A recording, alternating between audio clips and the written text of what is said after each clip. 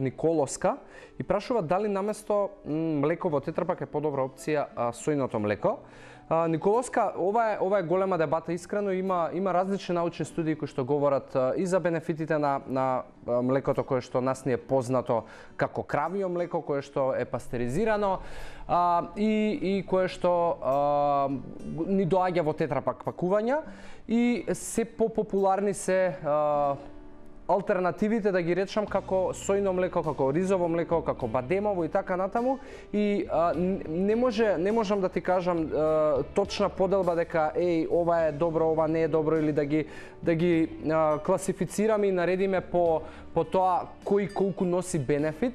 Ако мене ме прашуваш искрено, мојот избор помеѓу овие две би било сојното, од причина што сојата како растение е единствено растение кое што ги има сите есенцијални аминокиселини и од друга страна не го поминува оној процес кој што го поминува традиционалното млеко на обезмастување, на можеби дополнителни обработки кои што сепак се класифицираат како процесирање на храна.